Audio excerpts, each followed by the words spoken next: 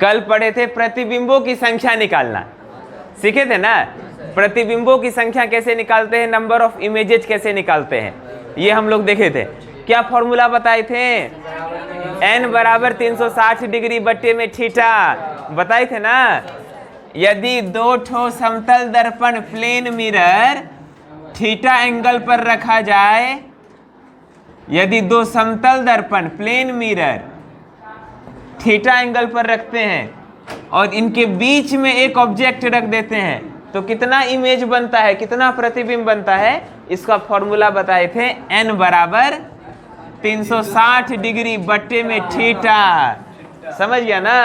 हाँ, और यदि n जो आ गया, ये एक सम संख्या आ गया, इवन नंबर, तो प्रतिबिंबों की संख्या क्या हो जाता है, n-1। यदि सम संख्या हो, इवन नंबर हो जाए, तो प्रतिबिंबों की संख्या n-1, और यदि ये विषम संख्या हो जाए, ऑड नंबर, तो प्रतिबिंबों की संख्या n ही हो जाता है। कोई दिक्कत नहीं ना। आज एक और चीज तुम लोगों को बताते हैं। यदि मान लो एक समतल दर्पण है, प्लेन मिरर है, अच्छा, अगर मान लो छोटा दर्पण है, तो क्या उसमें कंप्लीट हम लोग अपने आप को देख सकते हैं? छोटा वाला दर्पण में खाली मुंह दिखता है, बाकी पूरा दिखता है नहीं। लेकिन बड़ा वाला जो होता है, ड्रेसिंग टेबल वाला जो शीशा होता है, उसमें तो पूरा दिख जाते हैं ना। तो अगर मान लो आदमी को अपने आप को पूरा पूरी देखना है दर्पण में, तो कितना बड़ा दर्पण लेना पड़ेगा, है ना। कम से कम कितना बड़ा दर्पण हो कि आदमी अपने आप को पूरा पूरी देख ले। देखो, ड्रेसिंग टेबल का जो दर्पण होता है तो बहुत बड़ा होता है, जितने बड़े हम लोग हैं लगभग उतना बड़ा होता है, तब अपने आप को पूरा पूरी देख लेते हैं। लेकिन यदि क्या उससे छोटा लेंगे तब नहीं देख सकते हैं? नहीं देख सकते हैं। अपने से पढ़ी है तुम कहीं पे, दीदी के कॉपी में पढ़ ली, ठीक है ना।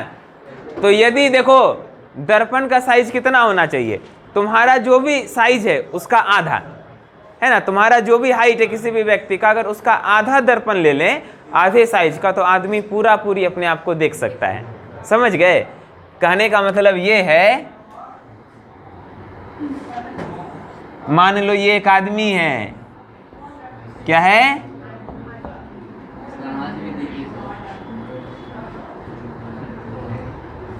है ना आदमी, हाथ भी दे दें,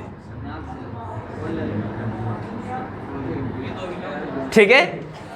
अगर इस आदमी को अपने आप को पूरा पूरी देखना है दर्पण में, बड़ा दर्पण लेंगे तब तो देखिए लेगा अपने आप को, लेकिन कम से कम कितना बड़ा दर्पण हो, है ना। कम से कम कितना बड़ा दर्पण हो कि ये अगर h हाइट का आदमी है, कितना हाइट का आदमी है, कपार से लेकर के पैर तक, इसका ऊंचाई कितना है, हाँ आओ, कपार से लेकर के पैर तक इसका हाइट कितना है,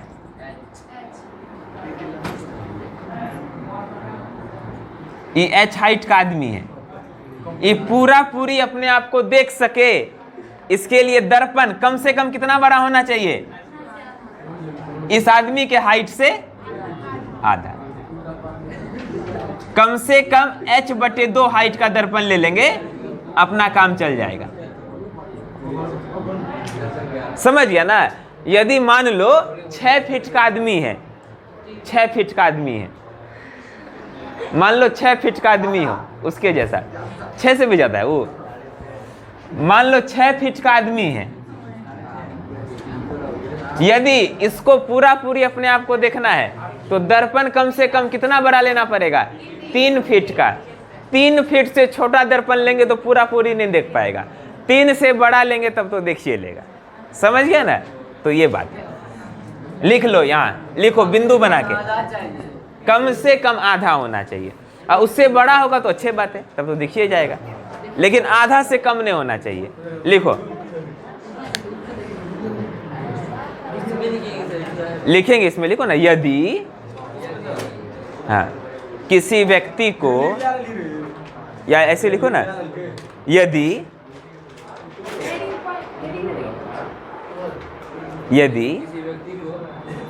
h हाइट के किसी व्यक्ति को, ऐसे लिखो, h हाइट के किसी व्यक्ति को, यदि h हाइट के किसी व्यक्ति को, h ये वाला h देना, यदि h हाइट के किसी व्यक्ति को, हाँ, यदि h हाइट के किसी व्यक्ति को, h ऐसे लिखना,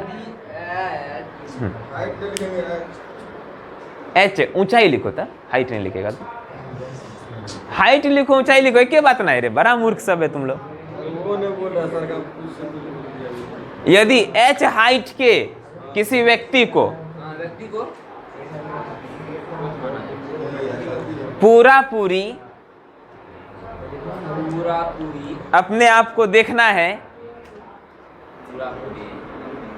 पूरा पूरी अपने आप को देखना है,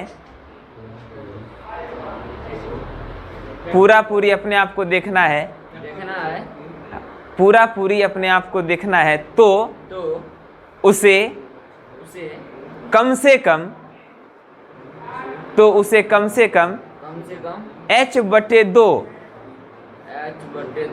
ऊंचाई का, तो उसे कम से कम h/2 ऊंचाई का समतल दर्पण लेना होगा, तो उसे कम से कम h/2 ऊंचाई का समतल दर्पण लेना होगा। ठीक है, अंग्रेजी में लिखेंगे, लिखो। तुम किस में लिखेगी, हिंदी में कि अंग्रेजी में? दोनों में बाबू लिखाते हैं, लेकिन लिखना है, तुम भी लिखो, कॉपी में लिखो, लिखो।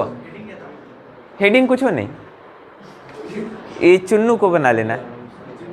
हाँ, पहले लिखो, if a man of height h, if a man of height h, if a man of height h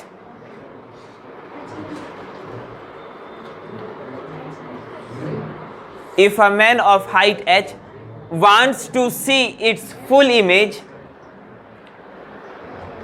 wants to see his full image, wants to see his full image in a plane mirror, wants to see his full image, उसके copy से लिख लो, अगर छूट गया तो लिख लो बाबू। wants to see his full image in a plane mirror, then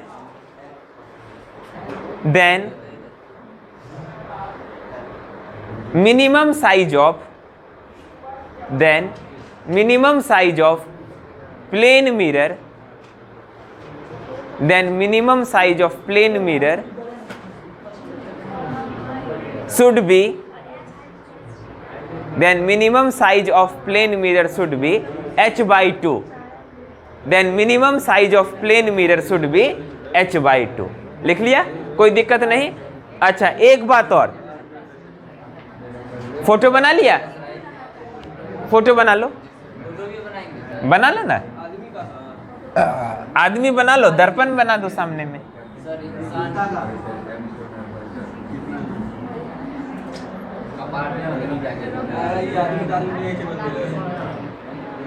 है आदमी कहने हो, एक तो गोला बनाएगा, एक तो त्रिभुज बना देगा, हो गया।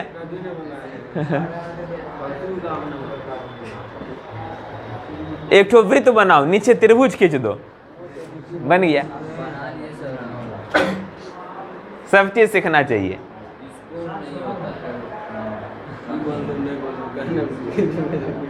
ए लड़का, अरे बैठ के तुम गप का, अभी आया है गप्पे चालू। सुबह सुबह लोग अच्छा काम से चालू करता है।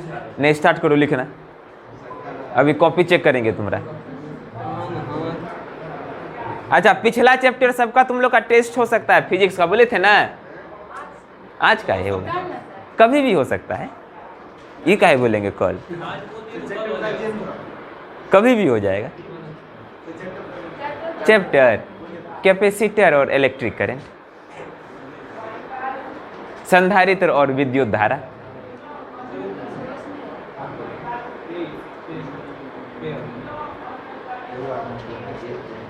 दर्पण बनाना, दर्पण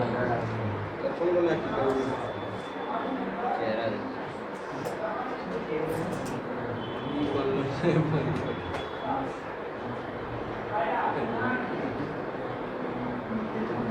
आदमी को तो हवे में बना दिया रे तुम, जमीन से उछल है आदमी। तो बैठा दिए से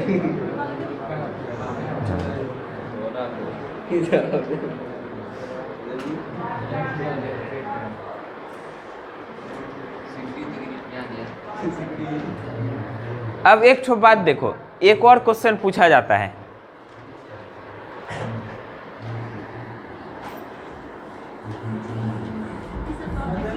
हाँ, अगर मान लो एक समतल दर्पण है, क्या है? समतल दर्पण।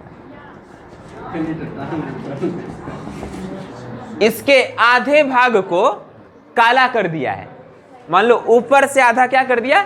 काला कर दिया, खराब हो गया मान लो शीशा, बस निचल का आधा बचल है और ऊपर का आधा काला हो गया, या मान लो शीशा फूट गया है, फूट गया या काला कर दिया। काला कर दिया मतलब अब उसमें प्रतिबिंब तो बन नहीं सकता है, तब क्या होगा बोलो तो? यदि दर्पण के आधे हिस्से को काला कर दिया जाए, क्या समझे, तो प्रतिबिंब पर क्या असर पड़ेगा? हैं? लिखो, क्वेश्चन लिखो तो। यदि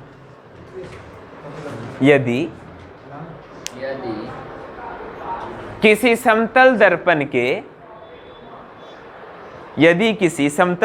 के ऊपरी आधे हिस्से को, यदि किसी समतल दर्पण के ऊपरी आधे हिस्से को काला कर दिया जाए, आधे हिस्से को काला कर दिया जाए, तो प्रतिबिंब पर क्या असर पड़ेगा? तो प्रतिबिंब पर क्या असर पड़ेगा? काला कर दिया जाए तो प्रतिबिंब पर क्या असर पड़ेगा? अंग्रेजी में लिखेंगे, what will happen to the image, what will happen to the image if the upper half of a plane mirror, if the upper half of a plane mirror is painted black, if the upper half of a plane mirror is painted black। ऊपरे आधे हिस्से को हम लोग क्या कर दिए? Black कर दिए, ब्लैक, काला कर दिए है। देखो इसको क्या कर दिए? बुरी नजर वाले तेरा मुंह काला, काला कर दिए। इसका मतलब प्रतिबिंब का भी फेस क्या हो जाएगा? काला, प्रतिबिंब भी काला दिखने लगेगा। अच्छा, किसी का मुंह अगर काला दिखाना है, एक दर्पण लेंगे, उसके ऊपरी आधे हिस्से को काला कर देंगे, तो प्रतिबिंब भी उधर काला बनेगा। ऐसा होगा क्या? नहीं ना बनेगा।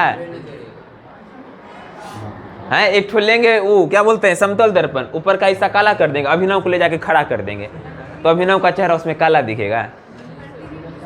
हैं? देखो इसमें क्या होगा? प्रतिबिंब पर कोई असर नहीं पड़ेगा, केवल एक चीज होगा, प्रतिबिंब के आकार पर कोई असर नहीं पड़ेगा, लेकिन प्रतिबिंब का क्वालिटी डाउन हो जाएगा, है ना। प्रतिबिंब का जो क्वालिटी होगा वो क्या हो जाएगा? कम हो जाएगा।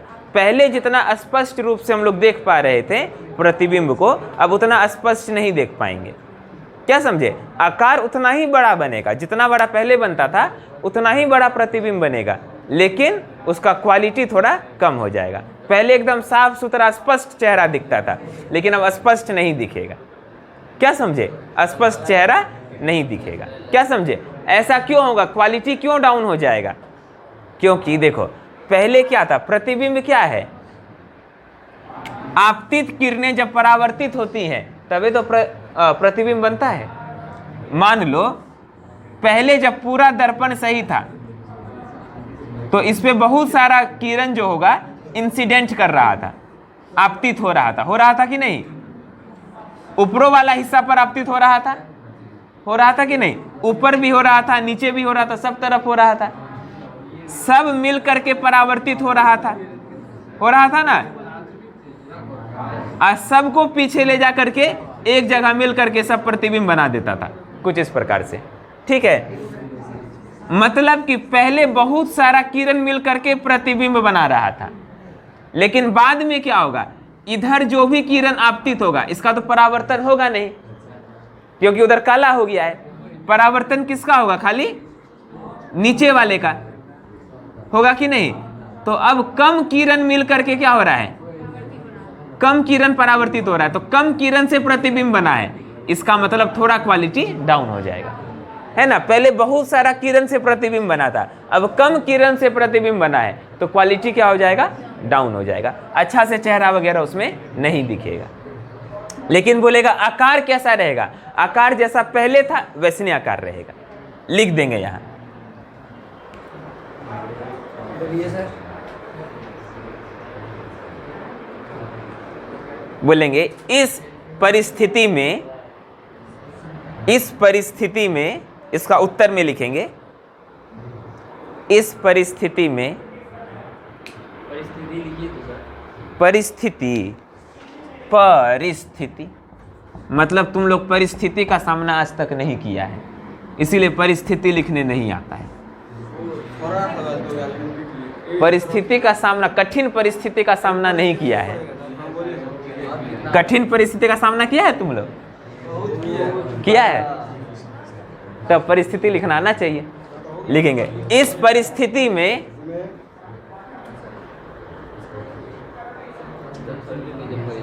प्रतिबिंब के आकार पर, इस परिस्थिति में प्रतिबिंब के आकार पर कोई परिवर्तन नहीं होगा।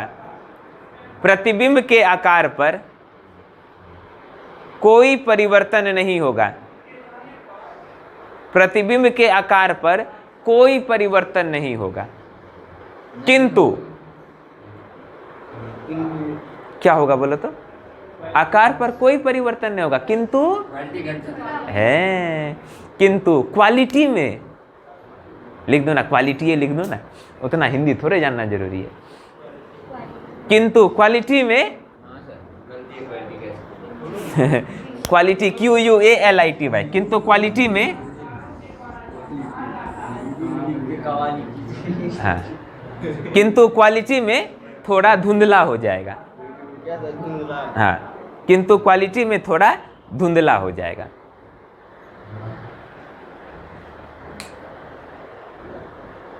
कोई दिक्कत नहीं ना, बल्कि बीच बीच में ये जो इंग्लिश लिखेगा, अगर हिंदी के बीच में इंग्लिश शब्द दे दे, ये चाय में इलायची का काम करेगा, अदरक का भी करेगा, सब करेगा, क्या समझे।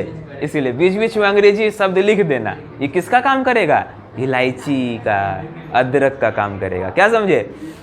अच्छा तुम लोग वो खाता है रसगुल्ला, छेना खाया है, उसमें कोई कोई कहीं बढ़िया दुकान सब में बनाता है, बीच में इलायची आ जाता है, वाह क्या उसका खुशबू होता है, खाने का आनंद है ना, अच्छे जगह का, क्वालिटी का। हाँ।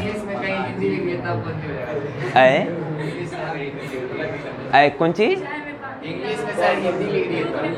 अच्छा दूध में पानी मिल गया इंग्लिश के बीच में हिंदी लिख दिया, तब तो तुम पानी मिला दिया पानी मिला दिया तब मजा नहीं आएगा।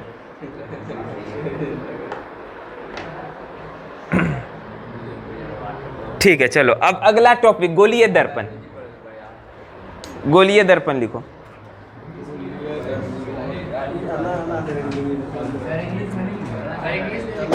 इंग्लिश में नहीं लिखा है, लिखो। इन दिस सिचुएशन,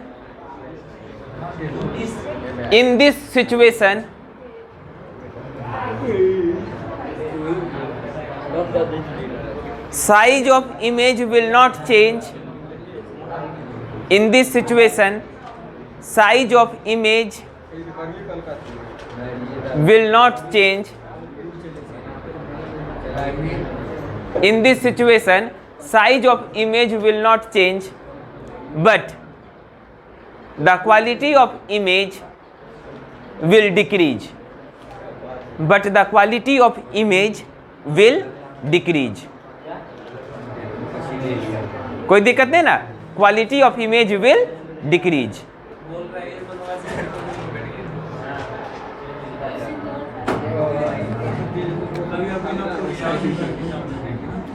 अगला टॉपिक स्फेरिकल मिरर। हम लोग समतल दर्पण के बारे में पढ़े ना, कैसे प्रतिबिंब बनता है, प्रतिबिंब का प्रकृति देखें कि नहीं, उसका और जो इंपॉर्टेंट चीज सब था समतल दर्पण के बारे में देखें ना। अब देखेंगे गोलीय दर्पण।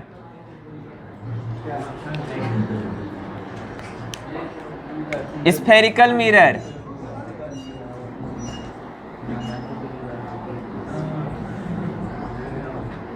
गोलीय दर्पण कितने तरह का होता है?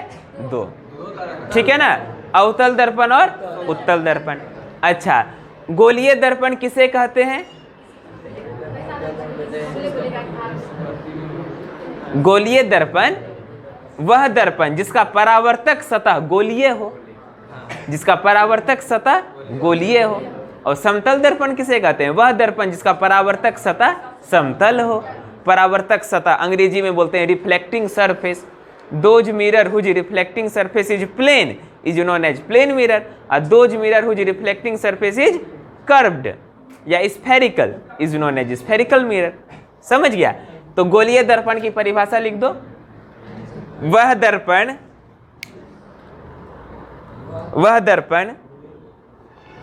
जिसका परावर्तक सतह, वह दर्पण जिसका परावर्तक सतह गोलीय हो, वह दर्पण जिसका परावर्तक सतह गोलीय हो, उसे गोलीय दर्पण कहते हैं। परावर्तक सतह मतलब जहां से परावर्तन होता है, जहां से रिफ्लेक्शन होता है। अंग्रेजी में लिखेंगे those mirror whose reflecting surface, those mirror whose reflecting surface, ऐसा मिरर जिसका रिफ्लेक्टिंग सरफेस कैसा हो? स्फेरिकल हो। Those mirror whose reflecting surface is spherical is known as spherical mirror. कोई दिक्कत नहीं ना? स्फेरिकल मिरर समझ गया? अब देखो इससे जुड़ा महत्वपूर्ण परिभाषा सब देखेंगे। देखो गोलीय दर्पण हम लोग कैसे बनाते हैं। एक ठो गोला लेंगे, क्या लेंगे? एक ठो गोला लेंगे, स्फेयर लेंगे,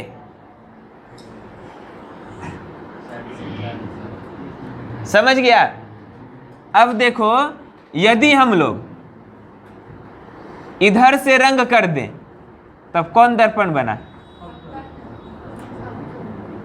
तब बन गया अवतल दर्पण या कनकेव मिरर। और यदि अंदर से रंग दें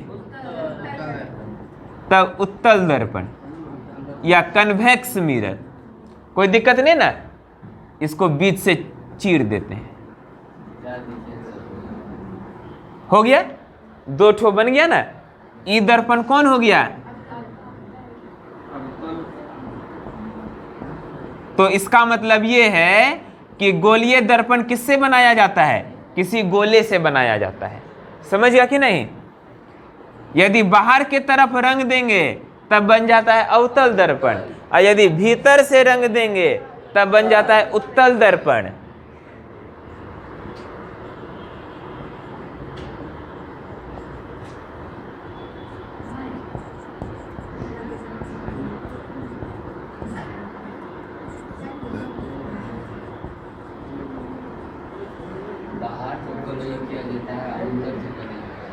समझ गया? अच्छा देखो कोई भी दर्पण है उसको ऐसे ऐसे रंगते हैं, इसके ऊपर कोटिंग कर देते हैं, परत चढ़ाते हैं। दर्पण के ऊपर किसका परत चढ़ाया जाता है? ये देखो इसमें भी पीछे की ओर परत चढ़ा दिए, समतल दर्पण है ना? तो कोई भी दर्पण हो उसके पीछे क्या चढ़ाते हैं? परत चढ़ाते हैं। क्या चढ़ाते हैं? परत। किसी चीज का कोटिंग कर देते हैं। कोटिंग किस चीज का कोटिंग करते हैं ऐसा पूछा जा सकता है, तो बोलेंगे सिल्वर का, चांदी का परत चढ़ाते हैं। क्या समझे? ऐसा नहीं कि दर्पण को तोड़ेंगे पीछे से चांदी निकाल लेंगे। असली चांदी नहीं, चांदी का कोई केमिकल रहता है ना? चांदी का कोई केमिकल रहता है। ऐसा नहीं कि दर्पण को तोड़ तोड़ के चांदी निकाल लेंगे, तो सब सोनार सब क्या करेगा? दर्पण फोड़ देगा, और फोड़ के क्या करेगा, चांदी निकालेगा। समझ गया, असली चांदी नहीं रहता है, चांदी का कोई केमिकल रहेगा। समझ गया ना।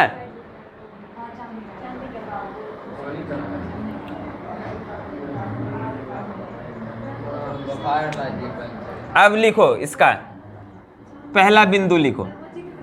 हाँ, पहले लिखा दीजिए सर, उसके बाद बना लेंगे। मुख्य अक्ष, पहला मुख्य अक्ष या प्रधान अक्ष। जी सर, ये बस बड़े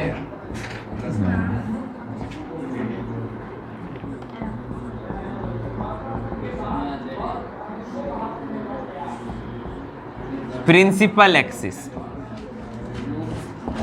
या पठान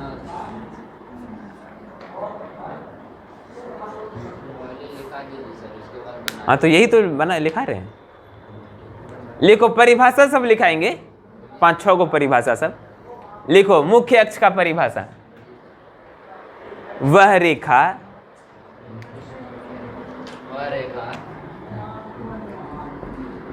यहां लिख दिए, चांदी का परत रहता है। वह रेखा जो किसी गोलीय दर्पण को, वह रेखा जो किसी गोलीय दर्पण को 2 बराबर हिस्सों में बांटती है, 2 बराबर हिस्सों में बांटती है, 2 बराबर हिस्सों में बांटती है। वह रेखा जो किसी गोलीय दर्पण को 2 बराबर हिस्सों में बांटती है, उसे मुख्य अक्ष कहते हैं।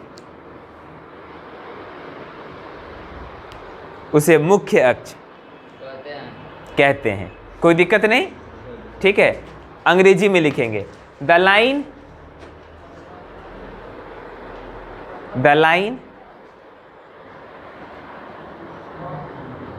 which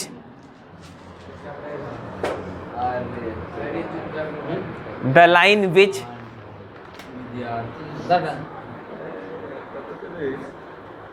divides a plane mirror, the line which divides a spherical mirror, है ना, the line which divides a spherical mirror in 2 equal parts, the line which divides a spherical mirror in 2 equal parts is known as principal axis. The line which divides a spherical mirror in 2 equal parts is known as principal axis. अब अगला परिभाषा लिखेंगे,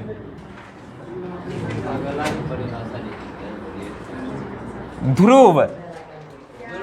ध्रुव, अच्छा, गोलीय दर्पण में एक बिंदु होता है ना, ध्रुव, अंग्रेजी में कहते हैं पोल, जिसको पी से सूचित करते हैं, पी से। पोल क्या होता है बोलो तो? 2 गो चित्र बनाएंगे, एगो बना लेंगे अवतल दर्पण, हाँ, एक ठो बनाएंगे उत्तल दर्पण।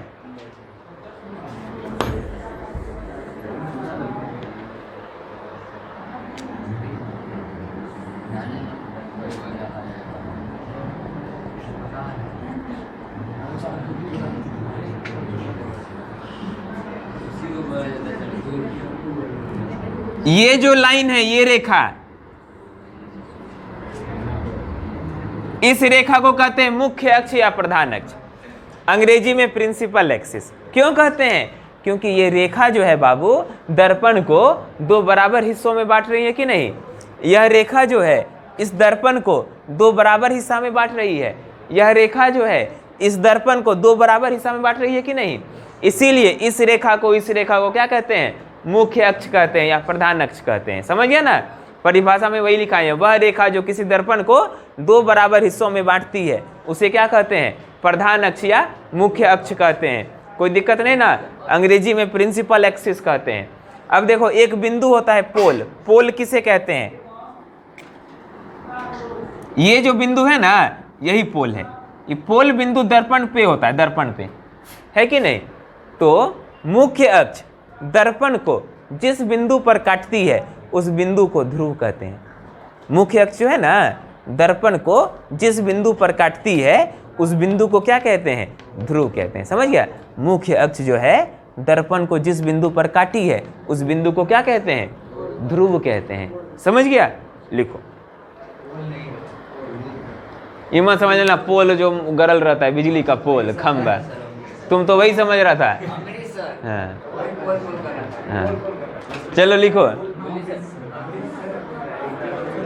मुख्य अक्ष, हाँ ध्रुव में लिखो ना। मुख्य अक्ष जिस बिंदु पर, मुख्य अक्ष जिस बिंदु पर, मुख्य अक्ष जिस बिंदु पर गोलीय दर्पण को काटती है, मुख्य अक्ष जिस बिंदु पर गोलीय दर्पण को काटती है उस बिंदु को ध्रुव कहते हैं। उस बिंदु को ध्रुव या पोल कहते हैं। अंग्रेजी में समझ गया ना? पोल क्या है? वो पॉइंट है, वो बिंदु है जहां पर प्रिंसिपल एक्सिस मिरर को काटता है। समझ गया? द पॉइंट एट विच, हाँ पोल की परिभाषा लिखो। The point eight which,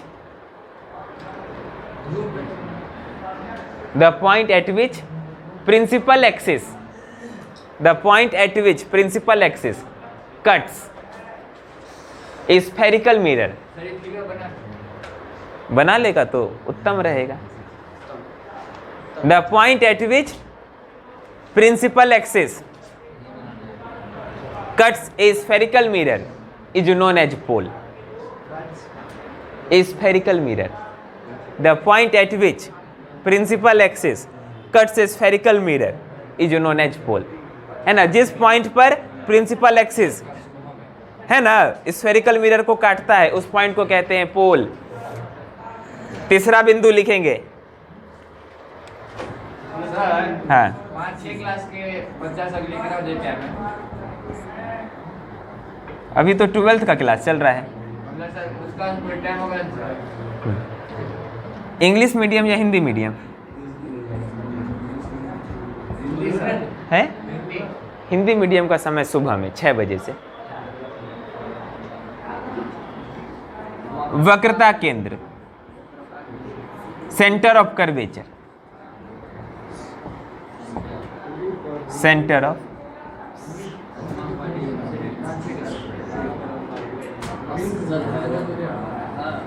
centre of curvature. तो अभिनव एडमिशन ले रहा है 5 क्लास में। अच्छा तब तो तुमको और पहले 6 बजे आना पड़ेगा रे अभिनव। 5 क्लास में 6 बजे आना पड़ेगा।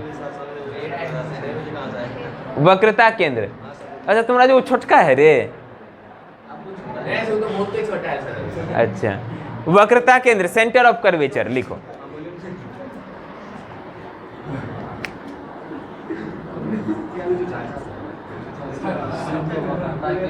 हाँ लिखो दर्पण। वक्रता केंद्र किसे कहते हैं बाबू? Centre of curvature. देखो ये जो दर्पण है ये किसी गोले का भाग है कि नहीं? किसी गोले का भाग है ना। तो दर्पण जिस गोले का भाग होता है उस गोले के केंद्र को वक्रता केंद्र कहते हैं। समझ गया कि नहीं?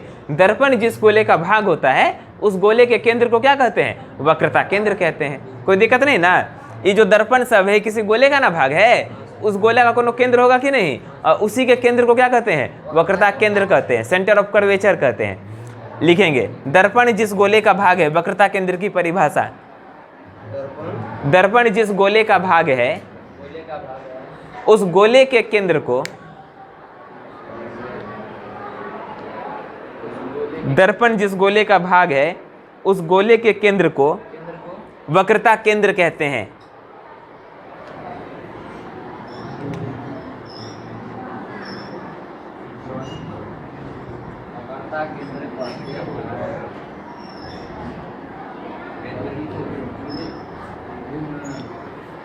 कोई दिक्कत नहीं ना? अंग्रेजी में लिखेंगे।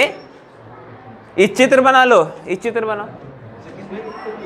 अंग्रेजी में सेंटर ऑफ कर्वेचर। वक्रता केंद्र कहते हैं उस गोले के मिरर लिखेंगे, मिरर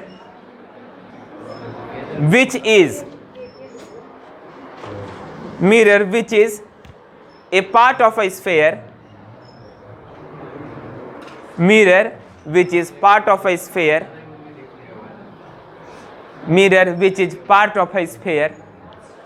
आपको सर फोकस दूरी हाँ बताएंगे वो सब। Mirror which is part of a sphere, center of that sphere, center of that sphere is known as, center of that sphere is known as center of curvature, center of that sphere is known as center of curvature। कोई दिक्कत नहीं ना। इसे किससे सूचित किया जाता है? सी से। लिख देंगे नीचे में, इसे सी से सूचित किया जाता है, इसे सी से सूचित किया जाता है। इट इज डिनोटेड बाय सी। चित्र बना लेना है बाबू, सब लोग बना लो चित्र। बनाई चित्र, चित्र बनाओ। यहां लिखो ई है मुख्य अक्ष, चित्र में बनाओ। ये कौन ची है? तब कथी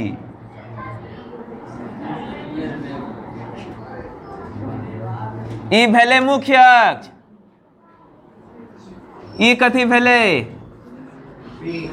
ध्रुव, पोल। मुख्य अक्ष मतलब प्रिंसिपल एक्सिस, यहो भेले मुख्य अक्ष ना ध्रुव।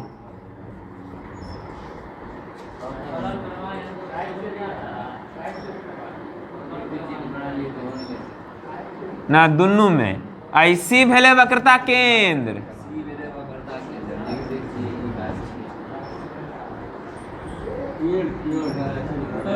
हाँ हाँ आपको सर फोकस दूरी फोकस दूरी इधर से। अच्छा देखो, नहीं बनेगा इधर से, ऊपर में बनेगा इधर से। किया गया है सर। काहे बनेगा? देखो इसका तुम गोला पूरा करो, किधर गोला पूरा होगा? इसका गोला जो बनेगा बाबू, ऐसा नहीं लग रहा ऐसे गोला होगा इसका जी सर। है? इसका गोला ऐसे होगा। तो जब गोला इधर है तो केंद्र भी इधर होगा, और इसका गोला इधर है तो केंद्र भी इधर होगा, नहीं होगा? बस कोनो कंफ्यूजन का जरूरत नहीं है। जिधर गोला पूरा होगा उधर ना केंद्र होगा। इसका गोला ऐसे बनेगा, इसका गोला ऐसे बनेगा, तो इसका केंद्र यहां, इसका केंद्र यहां। क्या?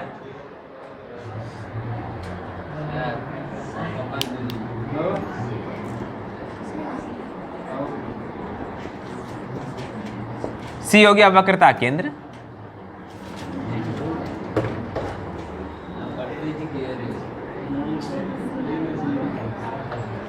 यार उतारे दे।